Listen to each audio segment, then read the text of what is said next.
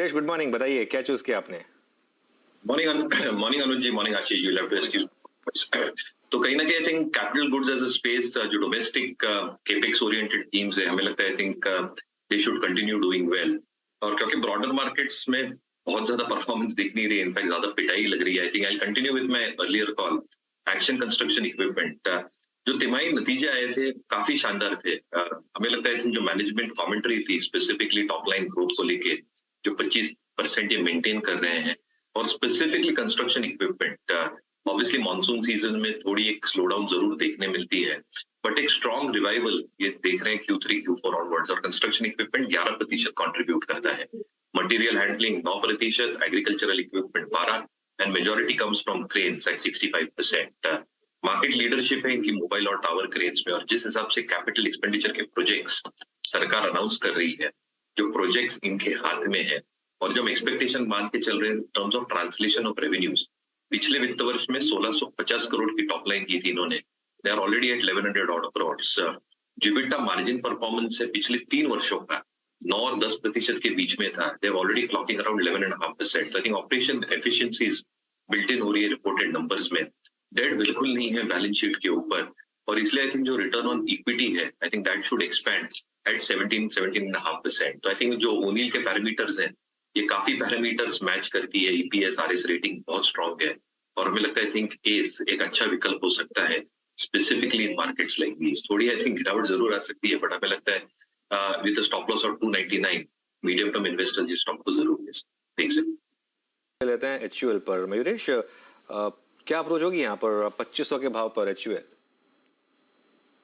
नहीं, तो जैसे अर्चना ने कहा, एंड जैसे इन्वेस्टर डे से आई थिंक कमेंट निकल के आई है, इफ यू रिमेंबर अनुज, 4 या 6 क्वार्टर पहले उन्होंने बहुत एक सटीक डिफरेंशिएशन किया था, many India's in India.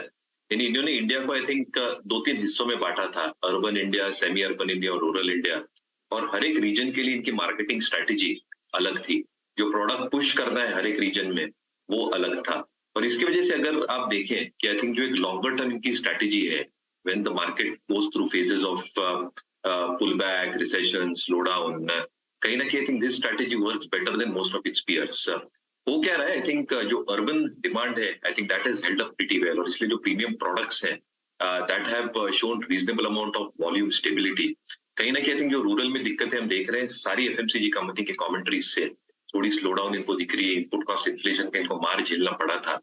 I think those things will slowly start coming off. 1 से 2 तिमाही में I think rural spending will come back to normalization level, और जो restocking होगी lower levels पे, I think that should start supporting margins from Q3 onwards. I think obviously leadership position है, थोड़ी price strength में on the only methodology I think थोड़ी lag कर रही है, but हमें लगता है I think थोड़ी एक patience रखनी चाहिए। 2700 हमें लगता है कि एक बहुत की important pivot level है HUL के लिए, अगर ये क्रॉस होता है तो वापस मोमेंटम आएगा। थोड़ा आई थिंक एक पेशेंस रखना पड़ेगा for those levels to come, but अगर वो आते हैं तो बिल्कुल I think HUL can become a market leader for the next 1 to 2 years। Interesting होगा एक्चुअली देखना। आप मयूरेश है क्या हमारे साथ अभी? मयूरेश, डिलीवरी पर एक व्यू देंगे अपना?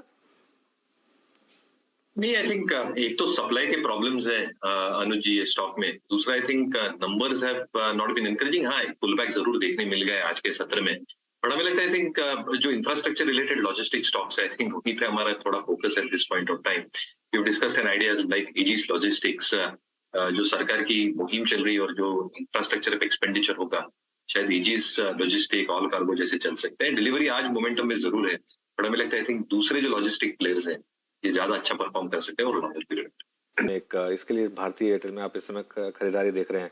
मयूरेश जी के जाने का वक्त हो गया, तो मयूरेश जी आपसे एक भारतीय पे फंडामेंटल व्यू ले लेते हैं। काफी स्ट्रांग स्टॉक रहा है ये, और हर मार्केट की गिरावट में ये अपना प्रीवियस लो नहीं ब्रेक करता है।